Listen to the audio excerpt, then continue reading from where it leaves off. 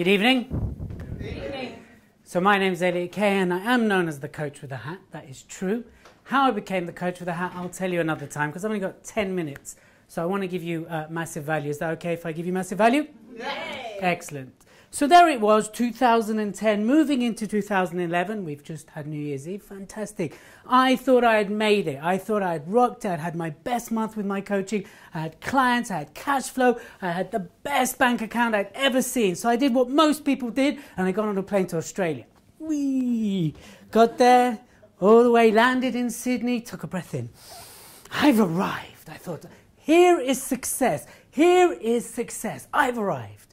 Of course, there was a lady waiting in Australia too. So I ran to the door near Bondi Beach, knocked on the door. I could hear her little feet. And she opened the door and she gave me this big hug and kiss. I thought, yes, this is the life.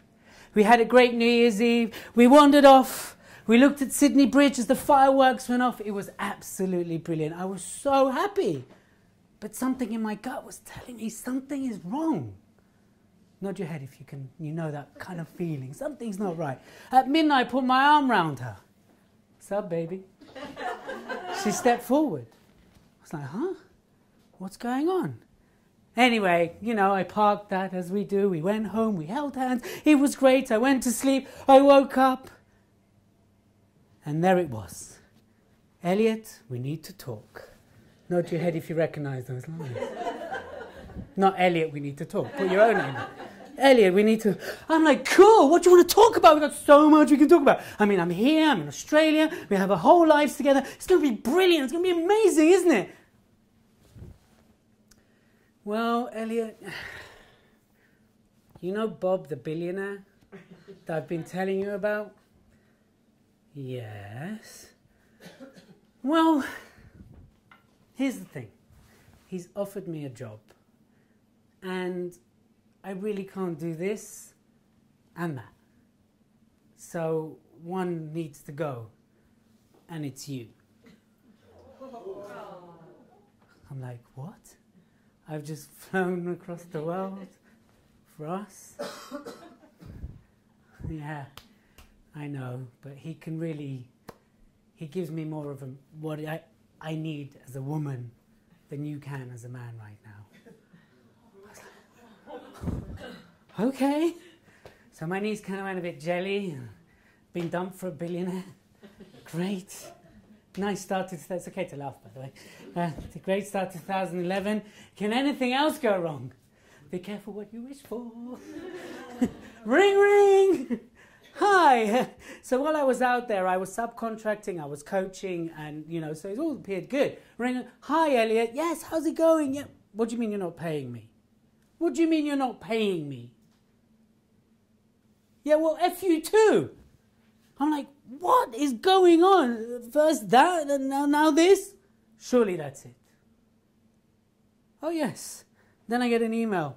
By the way, your investment in Cardiff has just crashed. You currently owe £150,000. Please make, you know, your way to start paying that.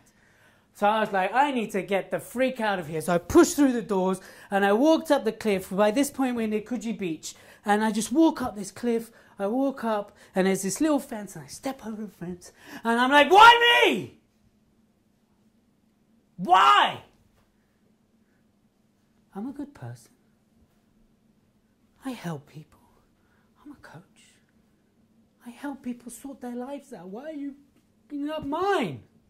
Why? And the waves just started to splash even louder and the wind got stronger. And the more I screamed, the stronger the wind became. It was like this tussle with the universe. I was like, why? Is it because my dad was an alcoholic? Why doesn't money stick around? Why don't women stick around? Is it because I was raped when I was 12? Why? And I really stood on that cliff and I was like, why? Why me?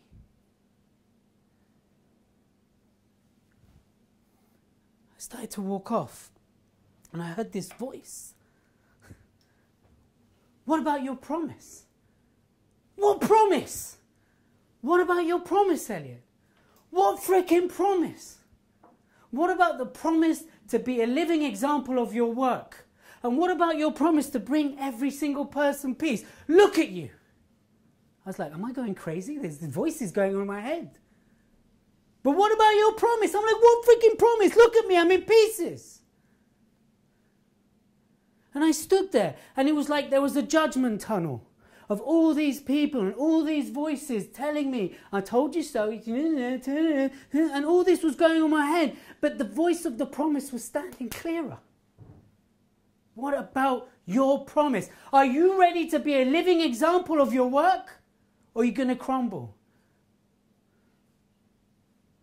And then I was standing there going, what would you tell your clients right now?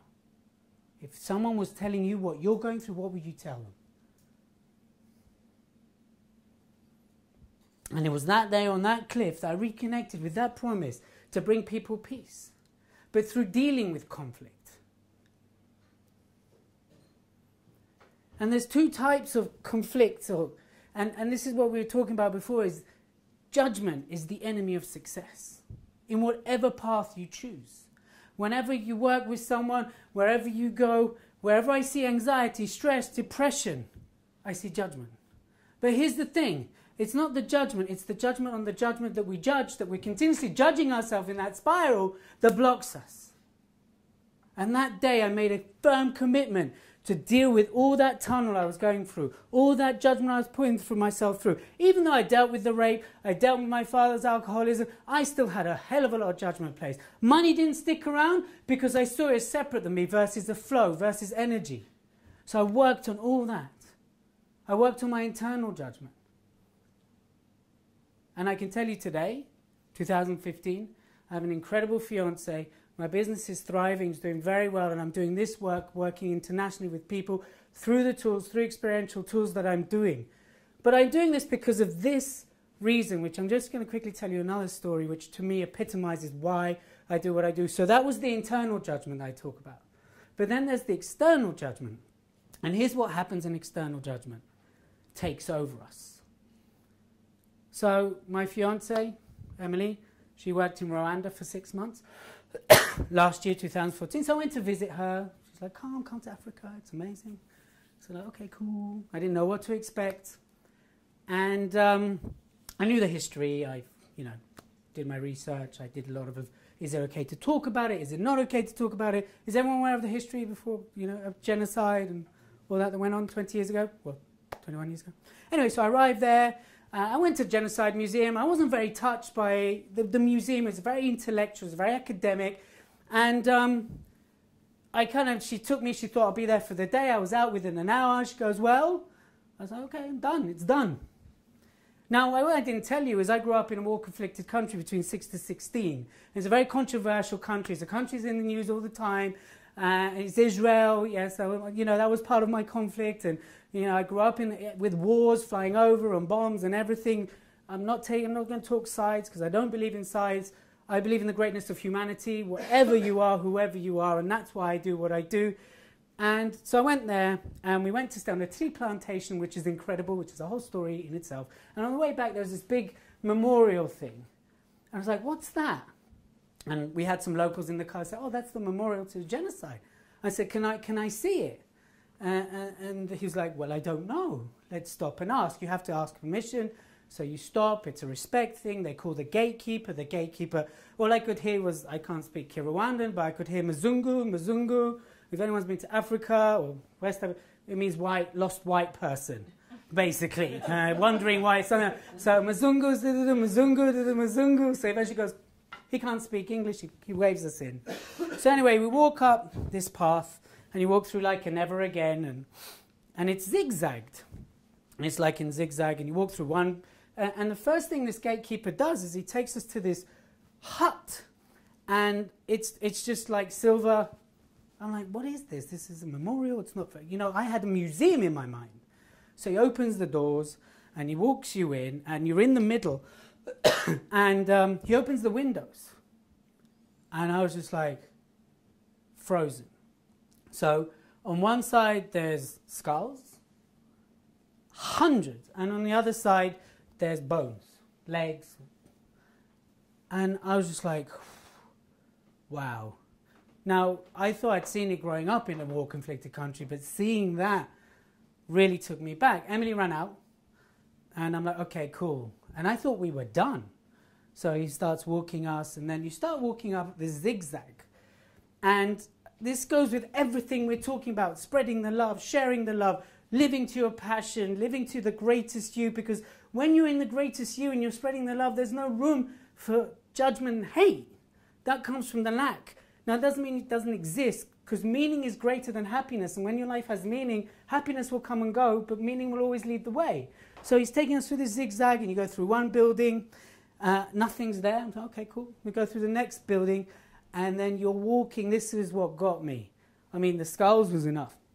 You go through the second building, and on both sides, there's just coffins. This is 20 years later, still spilling skeletons. And I'm like, what happened here?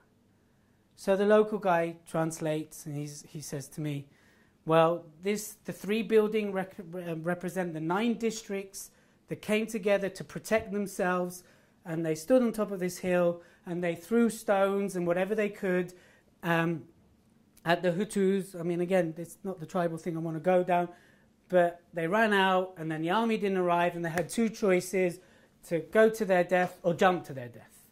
So the zigzag represent nowhere to go. And even telling you right now, I'm getting goosebumps. Because, and then I stopped and I was like, for what price? What did it achieve? So one side's better than the other. One side's right, one side's wrong. What does that achieve? Now, again, there's history, there's the intricacy, there's all this. But for me, this, what happened there is playing out all over the world right now. And unless we deal with our internal judgment, our external judgment becomes more and more fierce, more and more daggery, more and more dangerous. George started by saying right now the world's in a funny place. It's in a terrible place because a lot of us spend our time in the external judgment, not dealing enough with our internal judgment. And that's the work I do. That's where I come in, but it's not an I, it's a we. I just choose to take that path. Now, I don't do it in a particular way. I do experiential training, I do hypnotherapy, I do many, many things. I'm a bit like Marmite. People either love the work I do, they really don't like it. I'm good with that, because for me it's about the greater good and what humanity stands for. And that night I went back, and we were driving back, and there's this days, I remember we went out that night with a guy called Kiki, who's the most amazing guy in the world. His story alone is worth it. I mean, I'd love to fly him over for our wedding. He's just an incredible guy. And he took us to, funny enough, traditional Rwandan songs that night, and pre-genocide. And there's this little guy singing away, beautiful. All I could see was what was going on in that memorial, and that story just kept playing out in my mind. If I was like a filmmaker, it'd be a really cool kind of split screen moment. And that's when I realized how much more I need to up my own game, and how much more I need to give, because you talk about one person at a time, and if we start with one person at a time, then there is a ripple effect. And George talked about the monkey effect. But for that, we really need to look inside and step up from inside ourselves, despite the judgment, despite what's going on outside. It's about dealing with what's going on inside. And I just want to ask you one question to wrap this up. And it's, what would your tomorrow look like if you dissolved the judgment of today?